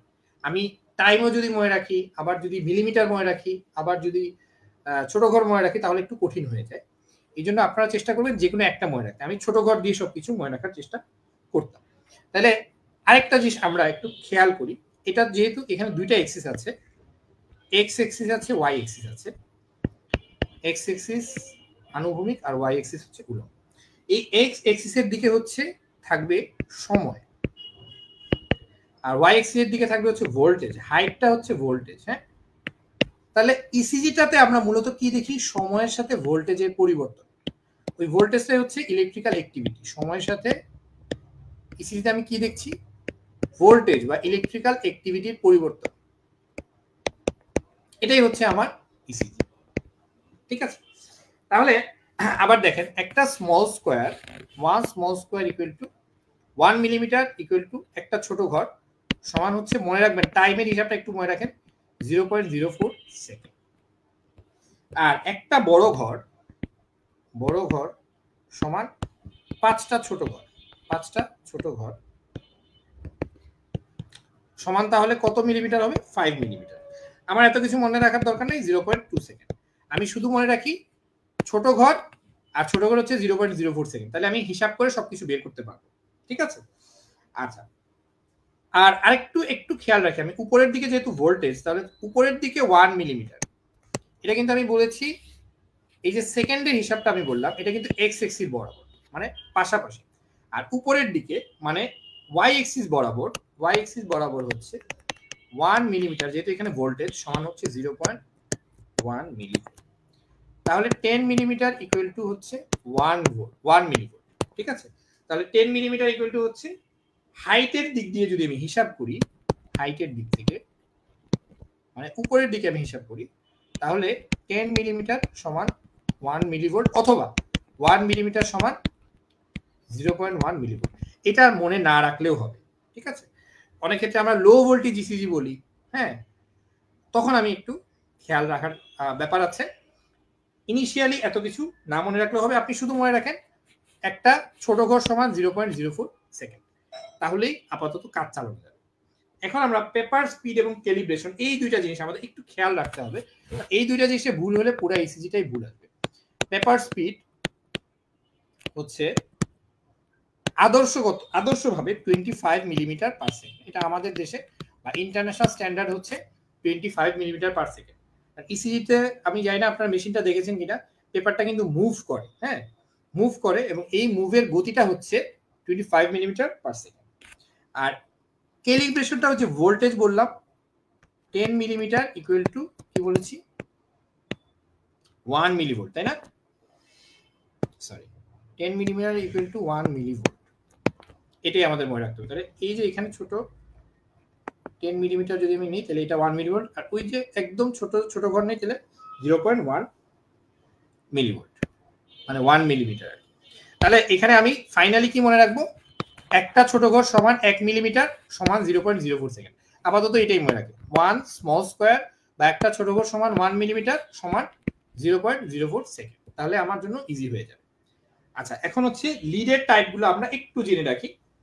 আমরা জানি টোটাল 12 ডিভিসিটি যে 12টা লিড থাকে, 12টা লিড। এর মধ্যে লিম লিড যেগুলো আছে এগুলাকে বলা হচ্ছে bipolar standard limb leads. Bipolar, আমার হাতের লেখা খারাপ, একটু বুঝে নেবেন, স্ট্যান্ডার্ড লিডস বা বাইপোলার স্ট্যান্ডার্ড লিম লিডস। এটা কি 1 2 3 এগুলা রোমান অক্ষরে লেখা, অথবা L1 L2 L3, L1 L2 L3 এগুলা রোমান অক্ষরে লেখা। এগুলা কিন্তু বাইপোলার, মানে দুইটা পোল থাকবে বা দুইটা ইলেকট্রোড থাকবে। এখন চলে আসি আমরা, আর কি আছে, অগমেন্টেড, অগমেন্টেড বা ইউনিপোলার, এগুলাও কিন্তু limb lead, unipolar limb lead বা অগমেন্টেড বা ইউনিপোলার লিম লিড। কি কি আছে, এভিআর যেটা আপনার ডান হাতে থাকবে, এভিএল বাম হাতে থাকবে, আর এভিএফ, তাহলে বুঝা যাচ্ছে এটা কই থাকবে, ফুটে থাকবে। কোন ফুটে, লেফট ফুটে থাকবে। হ্যাঁ, আচ্ছা, আর আছে তাহলে এখানে আমি কয়টা পাচ্ছি, লিম লিড পাচ্ছি 3টা, অগমেন্টেড লিম লিড বা ইউনিপোলার লিড পাচ্ছি আমি 3টা, আর চেস্ট লিডস পাচ্ছি 6টা। এই 6টা চেস্ট লিড কি কি আছে, V1 থেকে V6, মানে V1 V2 V3 V4 V5 আর V6 চেস্ট লিড। তাহলে লিম লিড কিন্তু মোটামুটি 6টা, এর মধ্যে বাইপোলার লিম লিড 3টা 1 2 3, আর ইউনিপোলার লিম লিড 3টা এভিআর এভিএল এভিএফ, এবং চেস্ট লিড হচ্ছে 6টা। ঠিক আছে, জাস্ট লিডগুলো আমরা একটু জানলাম, পরবর্তীতে আমরা আরো ডিটেইলস জানব। এখন চলে আসি রেট কাউন্ট। রেট কাউন্টের জন্য সবচেয়ে সহজ যে নিয়মটা, এটা আমি আপনাদেরকে বলে দিই, খুব সহজ। এটা হচ্ছে আপনি দুইটা আর ওয়েভের মাঝখানে, এই যে দেখেন এটা একটা আর ওয়েভ, এটা একটা আর ওয়েভ, দুইটা আর ওয়েভের মাঝখানে যতগুলো আপনি বড় ঘর পাবেন, সেই বড় ঘরের সংখ্যাটা দিয়ে আপনি 300-কে ভাগ করবেন। আমি এক্সাম্পল দিচ্ছি তাহলে আরো বুঝবেন। দেখেন এইখানে এটা হচ্ছে একটা আর ওয়েভ, এটা একটা আর ওয়েভ, দুইটা আর ওয়েভ পাশাপাশি। এই দুইটা আর ওয়েভের মাঝখানে বড় ঘর কয়টা আছে, এই যে দেখেন একটা বড় ঘর, দুইটা বড় ঘর, তিনটা বড় ঘর, চারটা বড় ঘর। তাহলে 300-কে আমি 4 দিয়ে ভাগ করব, তাহলে 300 ডিভাইডেড বাই 4 ইকুয়াল টু 75। তাহলে এখানে আমার হার্ট রেট হচ্ছে 75 বিট পার মিনিট। আরো সহজ, দেখেন যত আর ওয়েভ গুলা যত কাছাকাছি থাকবে তত রেট হচ্ছে বেশি থাকবে, আর ওয়েভ গুলা যত দূরে থাকবে তত রেট কমতে থাকবে। তাহলে দেখেন এখানে এই দুইটা আর ওয়েভের মাঝখানে বড় ঘর আছে মাত্র একটা, তাহলে এটা হচ্ছে 300। এইভাবে আমরা মনে রাখি আর কি, 300 দুইটা থাকলে 150, 150 পরে 100, এরপরে 75, এরপরে 60, এরপরে 50, এইভাবে। তাহলে আমরা কয়েকটা সংখ্যা একটু মনে রাখতে পারি এইভাবে। দেখেন 300 একটা বড় ঘর, দুইটা বড় ঘর থাকলে 150, এরপরে 100, এরপরে 75, এরপরে 60, এরপরে 50। তাহলে এই সংখ্যাগুলো আপনি মনে রাখলে ইজিলি বের করতে পারবেন, জাস্ট দেখি 300 150 100 75 60 50। এর মধ্যে আমরা তো জানি নরমাল হার্ট রেট হচ্ছে 60 থেকে 100। ঠিক আছে, মনে থাকবে কিনা? আবার দেখেন এখানে আমি আবার দেখাচ্ছি, এখানে এটা একটা আর এটা একটা আর, এই দুইটার মাঝখানে, তাহলে এটা হচ্ছে 300, এটা হচ্ছে 150, এরপরে 100, এরপরে 75। তার মানে আমার হার্ট রেট এখানে 75। অথবা এই দুইটার মাঝখানে যতগুলা বড় ঘর পাবো 300-কে সেই সংখ্যা দিয়ে ভাগ করবো। এখানে 4টা বড় ঘর পাইছি, 4 দিয়ে। আচ্ছা, এখন আরেকটা নিয়ম আছে, এটা হচ্ছে ছোট ঘর যতগুলো আছে 1500-কে ছোট ঘরের সংখ্যা দিয়ে ভাগ করা। এটা মনে রাখা কঠিন, এটা আমার মনে হয় দরকার নাই। হ্যাঁ, আচ্ছা, এরপরে আমরা চলে আসি আরেকটা ইজি ফর্মুলা আছে। যদি আপনাকে একটা স্ট্যান্ডার্ড ইসিজি দেয়া হয়, এটা রেগুলার হোক ইররেগুলার হোক, আমরা যেটা করব এইখানে রিদম স্ট্রিপ নিচে আলাদাভাবে একটা লিড টু দেয়া থাকে। এই রিদম স্ট্রিপে যতগুলো আর ওয়েভ পাবো সেটাকে আমরা 6 দিয়ে গুণ করবো। যেমন এখানে কয়টা আছে, 1 2 3 4 5 6 7 8 9, 9টা আর ওয়েভ এখানে আছে। তাহলে আমি 6 9 54, এটা আমার একটা সিস্টেম। তাহলে লার্জ স্কোয়ার এবং আর ওয়েভকে 6 দিয়ে গুণ করা, হ্যাঁ, এই দুইটা হচ্ছে আমার সহজ সিস্টেম। ঠিক আছে, আচ্ছা এখানে ওরা 9 সাথে 6 হবে। হ্যাঁ, এখন আপনারা এইখানে রেট কাউন্ট করে দেখান, এটাতে কাউন্ট দ্য রেট। এখানে আপনারা বড় ঘরের হিসাবে রেট কাউন্ট করে আমাকে একটু কমেন্ট বক্সে জানিয়ে দেন, এবং এটা নরমাল নাকি অ্যাবনরমাল আপনাদের কাছে কি মনে হচ্ছে। আমরা সহজ জিনিস দিয়ে শুরু করব এবং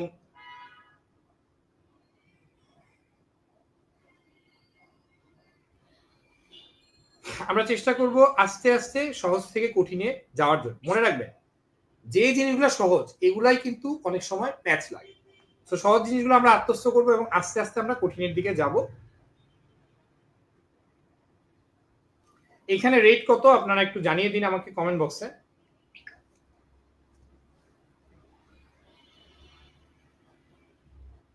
আচ্ছা, অনেকেই উত্তর দিচ্ছেন, অনেক ধন্যবাদ যারা উত্তর দিচ্ছেন সবাইকে।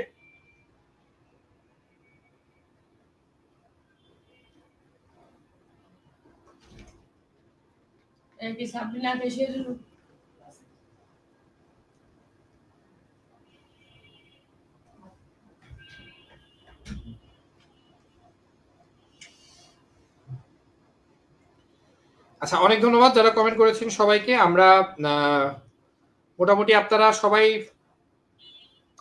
অনেকে সঠিক উত্তর দিয়েছেন। আচ্ছা, এখন এখানে গ্রস দিয়ে আমরা কি দেখতে পাচ্ছি দেখেন, আমি আবারও বলি, এখানে 300 কে আমরা কত দিয়ে ভাগ করব?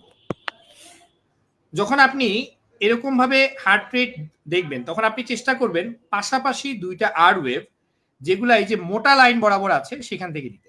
তাহলে মোটা লাইন বরাবর ধরেন এইটা আছে, তাহলে এইটা এবং এর পরের আর ওয়েভ এই দুইটা আমরা নেয়ার চেষ্টা করব। এই দুইটা আর ওয়েভের মাঝখানে বড় ঘর আছে, এইখানে একটা এইখানে একটা। তাহলে 300 কে আমরা 2 দিয়ে ভাগ করলে কত পাচ্ছি হার্ট রেট? 150। মোটামুটি এখানে আমরা 150 হচ্ছে আমাদের হার্ট রেট, তাই না? 150 হচ্ছে এখানে হার্ট রেট। যারা 150 লিখেছেন তাদেরটা ঠিক হয়েছে। হ্যাঁ, আচ্ছা, তাহলে এটাই হচ্ছে আমাদের সহজ উপায়। এই এখানে কিন্তু রিদম স্ট্রিপ পুরোটা দেয়া নাই, এই জন্য আপনারা 6 দিয়ে গুণ করে এটা বের করতে পারবেন না। সো আমরা যদি খুব গ্রসলি চিন্তা করি তাহলে এখানে 300 কে আমরা কত দিয়ে ভাগ করব? 2 দিয়ে, তাই না? কারণ পাশাপাশি দুইটা আর এর মাঝখানে আমার বড় ঘর আছে দুইটা। মনে রাখবেন যখন আপনি ইসিজি দেখবেন তখন কিন্তু সবসময় একদম পাশাপাশি পাবেন না। মানে সরি, সবসময় কিন্তু একদম এই যে মোটা দাগ বরাবর মানে লার্জ স্কোয়ারের দাগ বরাবর আপনি আর ওয়েভ যদি না পান, চেষ্টা করবেন ওইটার কাছাকাছি কোনো আর ওয়েভ নিতে। যেমন এটা দেখেন, এটা একদম মোটা দাগ বরাবর পড়েছে এবং এরপরে যেটা আছে আর ওয়েভ মোটামুটি এই দুইটার মাঝখানে বড় দুইটা স্কোয়ার আছে। তাহলে 300/2 150 গ্রসলি আমরা বলতে পারি। হ্যাঁ, যদি এটা 150 থেকে আরেকটু বেশি হবে। আচ্ছা, এরপরেটা এটা আপনারা একটু কাউন্ট করেন। এটা আমার মনে হয় এটা প্রবলেমটা কি এটাও বলার চেষ্টা করবেন এবং এটার রেটটা সবাই কাউন্ট করে। যারা দেখছেন একটু কষ্ট করে সবাই কাউন্ট করেন।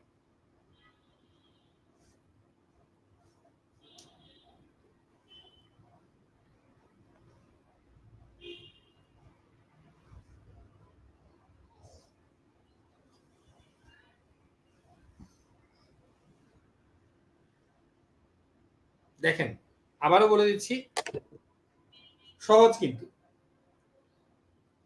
এই আর ওয়েভ, প্রথম আর ওয়েভ আর পরের আর ওয়েভ, এই দুইটা আর ওয়েভের মাঝখানে খুঁজে বের করেন কয়টা বড় স্কোয়ার আছে।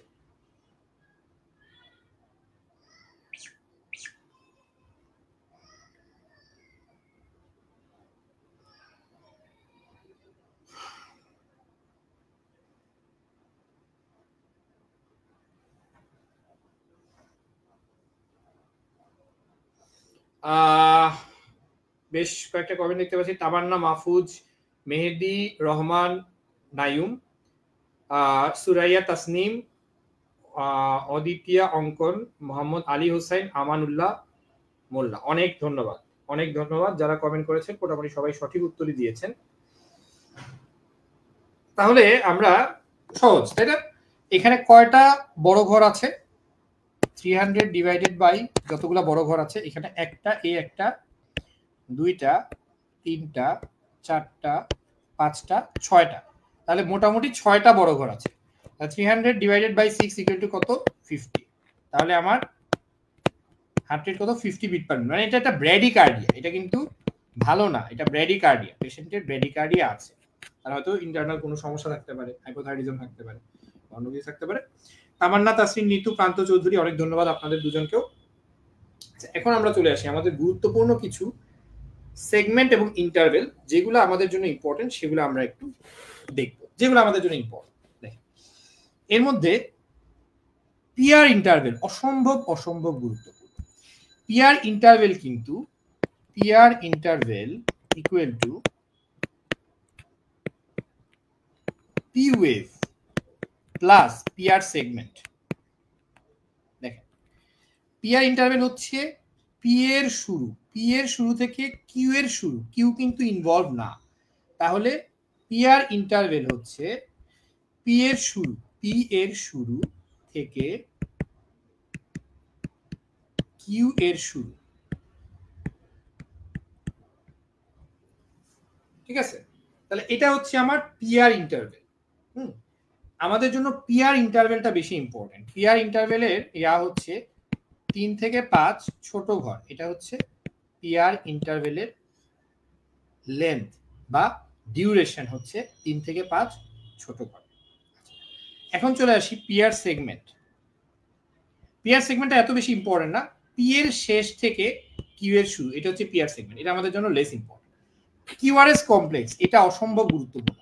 কারণ কিউআরএস কমপ্লেক্স যদি চিকন হয় তো এটা হচ্ছে ন্যারো কিউআরএস, বেশি যদি মোটা হয়, ওয়াইড হয়, তাহলে সেটা হবে ওয়াইড কিউআরএস। তখন কিন্তু আমাদের হিসাবটা চেঞ্জ হয়ে যাবে। এই কিউআরএস কমপ্লেক্সটা মনে রাখবেন, এটা মোটামুটি লেস দেন 3 ছোট ঘর, 3টা ছোট ঘরের থেকে কম, লেস দেন 3 ছোট ঘর। তাহলে এটা কিউআরএস কমপ্লেক্সটা কি? কিউ এর শুরু থেকে এস এর শেষ, এটাই হচ্ছে কিউআরএস, কিউ এর শুরু থেকে এস এর শেষ। আচ্ছা, এখন চলে আসি এসটি সেগমেন্ট। এসটি সেগমেন্ট হচ্ছে ইলেভেটেড নাকি ইলেভেটেড না। ওই যে এসটি সেগমেন্ট ইলেভেটেড হলে আমরা কি বলি? এসটি সেগমেন্ট ইলেভেটেড মায়োকার্ডিয়াল ইনফারকশন, তাই না? এটা ডিপ্রেসডও হতে পারে, মানে বেস লাইন থেকে নিচে নামতে পারে, উপরে উঠতে পারে। তাহলে এটা হচ্ছে এসটি সেগমেন্ট, এস এর শেষ থেকে টি এর শুরু, এস এর শেষ থেকে টি এর শুরু। আর সবশেষে হচ্ছে কিউটি ইন্টারভেল, এটা আমরা পরে মনে রাখবো। কিউটি ইন্টারভেল হচ্ছে কিউ এর শুরু থেকে টি এর শেষ।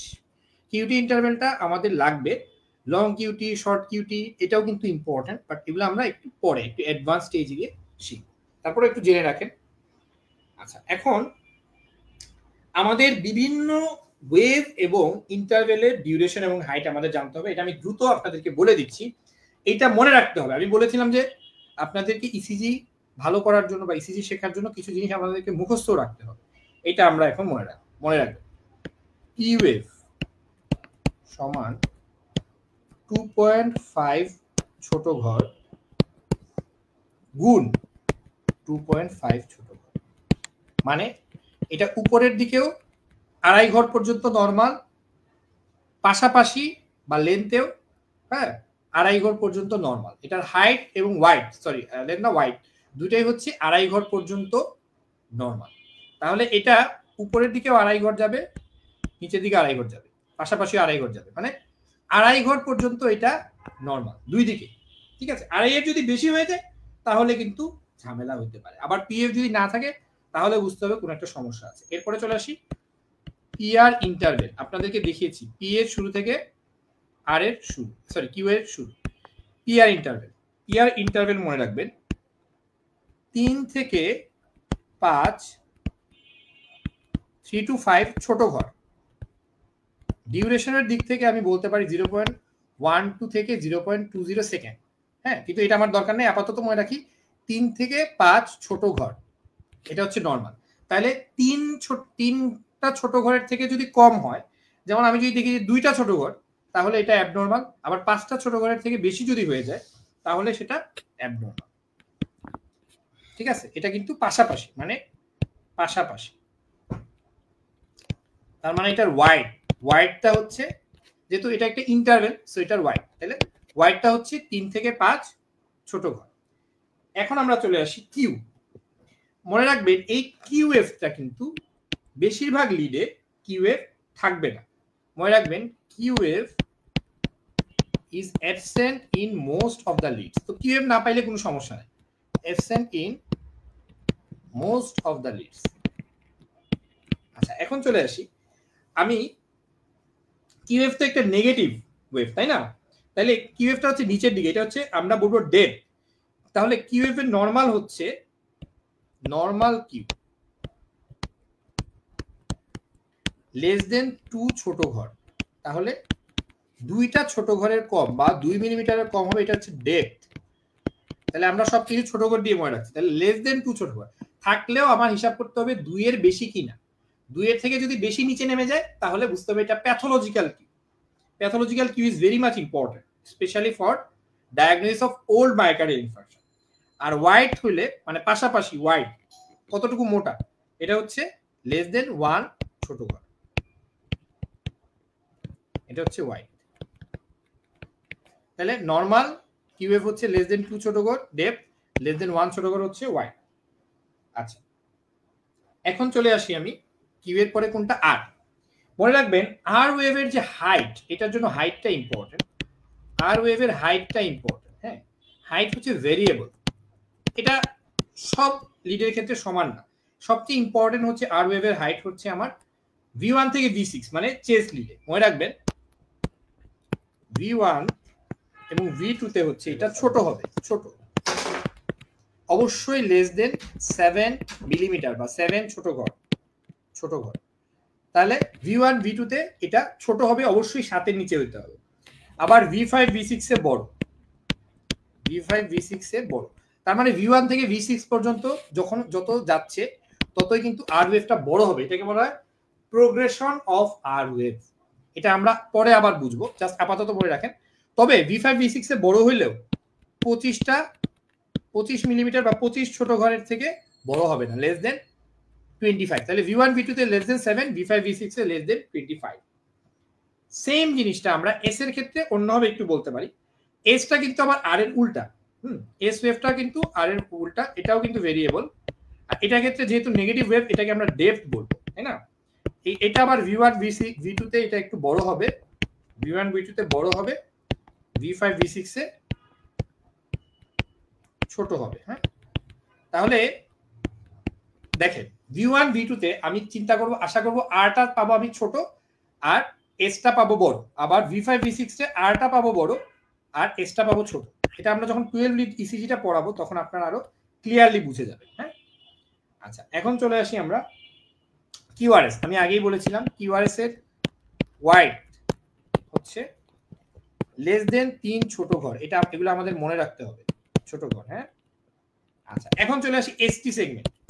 এসটি সেগমেন্ট হচ্ছে ইলেভেশন অথবা ডিপ্রেশন। ইলেভেশন কখনো যাতে এক ঘরের থেকে বড় না হয়, লেস দেন 1 মিলিমিটার। আর ডিপ্রেশনও যাতে কখনো একটা ছোট ঘরের থেকে বেশি না হয়। ঠিক আছে, আমরা গ্রসলি মনে রাখি এমআই ইয়ার জন্য। এসটি সেগমেন্টটা হচ্ছে লিম লিডে লেস দেন 1, সরি লিম লিডে, এসটি সেগমেন্ট হচ্ছে লিম লিডে লেস দেন 1 আর চেস্ট লিডে লেস দেন 2। এটা গ্রসলি। আসলে কিন্তু এখন বলে V2 V3 ছাড়া বাকি সবগুলাতে আপনার মোর দেন 1 হইলে আমরা এমআই বলতে পারি, বাট গ্রসলি মনে রাখার জন্য আমি বলছি, সহজ করার জন্য। হ্যাঁ, আচ্ছা, এখন চলে আসি টি ওয়েভ। টি ওয়েভের আমরা কি দেখবো, হাইট কতটুকু উঁচু। এই হাইটটা লিম লিডে, দেখেন আবার খেয়াল করেন, লিম লিডে হচ্ছে টি ওয়েভটা less than 5 millimetre, less than equal to 5 millimetre বা 5টা ছোট ঘর। আর চেস্ট লিডে এটা লেস দেন ইকুয়াল টু 10 ছোট ঘর বা ছোট ঘর মানে মিলিমিটার। ঠিক আছে, তাহলে যদি কখনো আমি একটা লিম লিডে টিউএফ পাই 7 মিলিমিটার, তার মানে এইখানে টিউএফটা টল টিউএফ। আবার যদি চেস্ট লিডে আমি পাই 12 মিলিমিটার, তাহলে এটা হচ্ছে টল টিউএফ। হ্যাঁ, আচ্ছা আমি খুব গ্রসলি আমরা একটু সামারি করি। হ্যাঁ, গ্রসলি আমি সামারি করি, তারপরে আমরা এক্সাম্পলে চলে যাব। তাহলে পিইউএফটা হচ্ছে ছোট ঘর দিয়ে হিসাব 2.5 ইন্টু 2.5, ঠিক আছে। পিআর ইন্টারভেল 3 থেকে 5 ছোট ঘর। আচ্ছা, কিউএফ কি বললাম, 2 এর কম থাকতে হবে ছোট ঘর, লেস দেন 2। আর এবং এস এই দুটা ভেরিয়েবল আমি বলছি না। কিউআরএস হচ্ছে লেস দেন 3 ছোট ঘর, এসটি হচ্ছে লেস দেন 1। আর টিউএফটা আমি জাস্ট একটু বোঝানোর জন্য, টিউএফটা হচ্ছে লেস দেন 5 অথবা লেস দেন 10, ঠিক আছে। লিম লিডে হচ্ছে 5, চেস লিডে হচ্ছে 10, ছোট ঘরের থেকে কম থাকতে হবে। তাহলে এইটুক যদি আমি জানি, তাহলে আমি পরবর্তীতে কিছু জিনিস খেয়াল করতে পারবো। আচ্ছা এখন বলেন এটাতে রেট বলেন, পি টি এগুলা নরমাল আছে কিনা এটা একটু দেখেন। আচ্ছা এটাতে রেট কত বলেন, এবং হচ্ছে এখানে কোনো সমস্যা আছে কিনা আপনারা একটু বলার চেষ্টা করেন। সবকিছু আমরা চলেন একটু শিখি, আমি বলে দিচ্ছি। প্রথম কথা হচ্ছে রেট। দেখেন এই দুইটা আর এর মাঝখানে, এখানে একটা আর, এখানে একটা আর, আর এর মাঝখানে আমার বড় ঘর আছে কয়টা, 1টা 2টা 3টা 4টা, তাহলে 300/4 ইকুয়াল টু কত, 75। তাহলে আমার রেট ঠিক আছে, ভালো আছে। এখন আমি বাকিগুলো শিখি। এই যে এটা আমার পি, পি তারপরে কিউ আর এস টি, তাহলে পি আমার কত, এই যে এখান থেকে শুরু করে এতটুকু আছে, মানে 1.5টার মতো ছোট ঘর, তাহলে ঠিক আছে। হাইটে আমি দেখি 1টার মতো, তাহলে পি আমার ঠিক আছে। এখন ধরে দেখি আমার পিআর, পিআর আমার কত হইতে হবে, 3 থেকে 5। এখানে আছে 1টা ছোট ঘর, 2টা ছোট ঘর, 3টা ছোট ঘর, 4টা, প্রায় 4.5টার মতো। তাহলে পিআর ইন্টারভেল এখানে হচ্ছে 4.5, তাহলে আমার 3 থেকে 5-এর মধ্যে পড়ছে, তো ঠিক আছে। আরটা হচ্ছে আমার আগে জানতে হবে এটা কোন লিড, এটা আমি জেনে আমি ইয়া করতে পারবো। আচ্ছা কিউটা, কিউটা আমার 2 এর বেশি কিনা, না কিউটা হচ্ছে ওই যে 1 থেকে একটু বেশি আছে, সো কিউটাও নরমাল। আর এসটাও আমি ওই যে এস আর আর এর হিসাবটা আমাদেরকে দেখতে হবে V1 থেকে V6 এর মধ্যে কোনটাতে আছে। টিটা আমি দেখি টি এর হাইটটা এখানে ঠিক আছে কিনা, টি এর হাইটটা 1 2, দুইটা মাত্র, তাহলে লেস দেন 5, তার মানে এটা নরমাল আছে। হ্যাঁ, আচ্ছা এখন আপনারা এইটা এখানে বলেন যে কোন ওয়েভের প্রবলেম। এখানে আপনাদের কাছে কি মনে হয়, এই যে আমি একটু দাগায় দিচ্ছি, এটা হচ্ছে পি, এটা হচ্ছে কিউ, এটা হচ্ছে আর, এখানে এস নাই বললেই চলে, এই যে এখানে অল্প একটু এস আছে, আর এটা হচ্ছে টি। তাহলে এখানে আমি বলে দিই, এই যে দেখেন এখানে পিটা হচ্ছে বাই ফিট, নরমালি পি থাকে এরকম, এখানে পি আছে এরকম, এটাকে বলা হচ্ছে পি মাইট্রারি। তাহলে সমস্যাটা কোথায়, পি ওয়েভটা কাকে ডিনোট করে বা কাকে রিপ্রেজেন্ট করে, অ্যাট্রিয়াল ডিপোলারাইজেশন। তার মানে আমি এখানে পি ওয়েভে একটা অ্যাবনরমালিটি আমি বুঝতেই পারছি, এখানে অ্যাবনরমালিটিটা হচ্ছে অ্যাট্রিয়াল ডিপোলারাইজেশন, মানে অ্যাট্রিয়ামের সমস্যা। বেসিক্যালি পি মাইট্রালি মানে হচ্ছে লার্জ লেফট অ্যাট্রিয়াম, যেটা মাইট্রাল স্টেনোসিসে হয়ে থাকে, লার্জ লেফট অ্যাট্রিয়াম। তার মানে তাহলে আমি পি ওয়েভে সমস্যা হলেই বুঝতে পারছি যে অ্যাট্রিয়ামে আমার একটা কোনো একটা সমস্যা আছে, তাই না। এখান থেকে কিন্তু আমার একটা আইডিয়া আমি পাচ্ছি, এটাই আমার বেসিক বোঝার উদ্দেশ্য। আচ্ছা এখন আপনারা বলেন এখানে কি কি সমস্যা আছে দেখি, এটাতে কি সমস্যা আছে বলেন, কোনো সমস্যা আছে কিনা।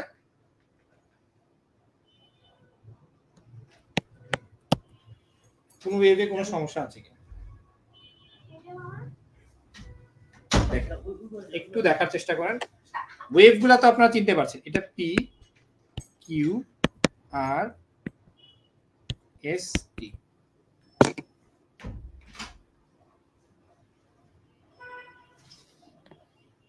আমি শেষ করে দিব, আর একটা দুইটা এক্সাম্পল দিয়ে আমি শেষ করে দিব।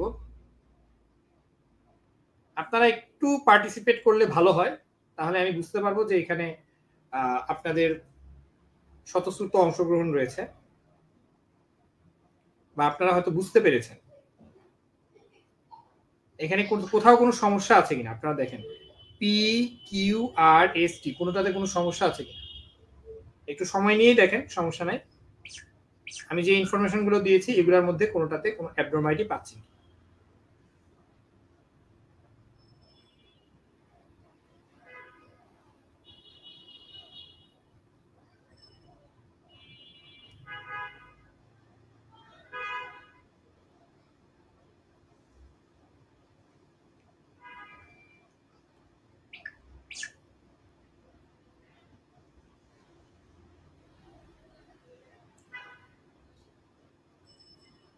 আচ্ছা, দামান্না মাহমুদ বলেছেন পি এর হাইট বেশি।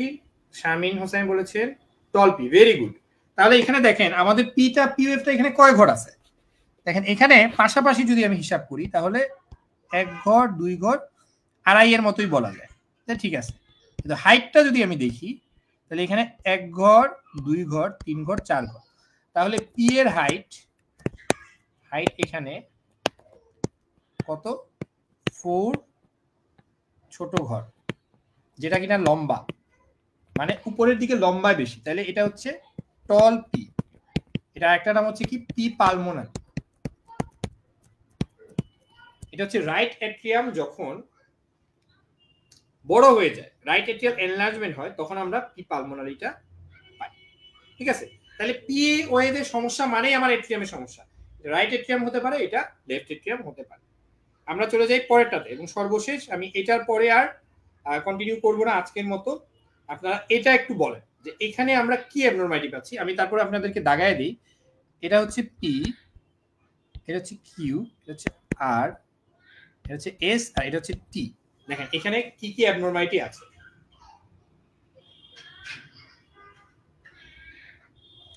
আপনারা একটু ভালো মতো দেখে আপনারা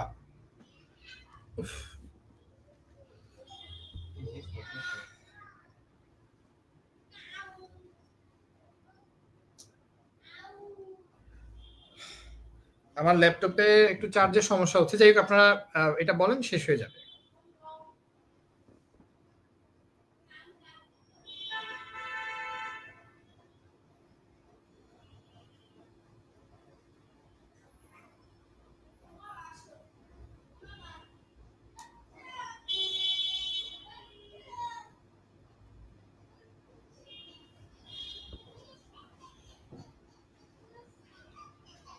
ভেরি গুড সুরাইয়া তাসনিম, তামান্না মাহফুজ।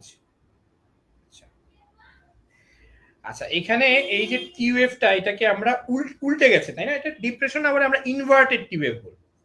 টিউএফটা এখানে উল্টা, মনে রাখবেন ইনভার্টেড টিউএফটা হচ্ছে এখানে। তাহলে আমরা কি পাচ্ছি সহজে, আমাদের যেটা চোখে পড়ছে এটা হচ্ছে ইনভার্টেড টিউএফ। এটা ডিনোট করে তাহলে কোথায়, ওই যে রিপোলারাইজেশন অ্যাবনর্মালিটি, এটা বেসিক্যালি ইসকেমিয়াতে হয়। তাহলে এটা একটা ইসকেমিক চেঞ্জ। হ্যাঁ, আচ্ছা, আর কি এই যে এখানে কিউটা দেখেন, এখানে আমরা বলছিলাম যে কিউ যদি গভীরেও যায়, হ্যাঁ গভীর হলেও এটা 2 ঘরের বেশি হবে না। এখানে কয় ঘর আছে? 1 ঘর 2 ঘর 3 ঘর 4 ঘর, প্রায় 4.5 ঘর। তাহলে কিউএফটা এখানে হচ্ছে 4.5 স্মল স্কোয়ার ডিপ। ঠিক আছে, মানে অনেক গভীর। তাহলে এটা হচ্ছে প্যাথোলজিক্যাল কিউএফ বা অ্যাবনর্মাল কিউএফ। তাহলে এখানে আমার ফাইন্ডিং হচ্ছে দুইটা, একটা হচ্ছে প্যাথোলজিক্যাল কিউএফ আর একটা হচ্ছে ইনভার্টেড কিউএফ। মানে এই পেশেন্টের ইসকেমিয়া আছে এবং তার ওল্ড এমআই আছে, মানে কোনো একটা কালে তার মায়োকার্ডিয়াল ইনফ্রাকশন হয়েছিল। এটা আমরা পরবর্তীতে আরো বুঝবো। আমার মনে হয় আজকে আমরা এখানেই শেষ করে দিই।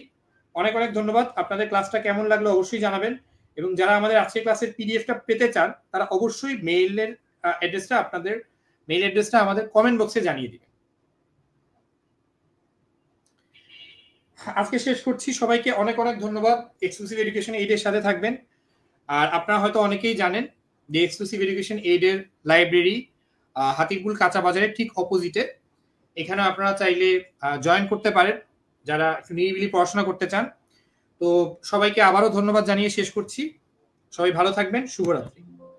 আর ইনশাল্লাহ পরবর্তীতে আমরা খুব দ্রুত আরেকটা ক্লাস নিয়ে আপনাদের সাথে যুক্ত হব। নেক্সট ক্লাস হয়তো চেস্ট এক্সরে অথবা ইসিজির উপর হবে। অনেক অনেক ধন্যবাদ প্রান্ত চৌধুরী, আপনাকেও।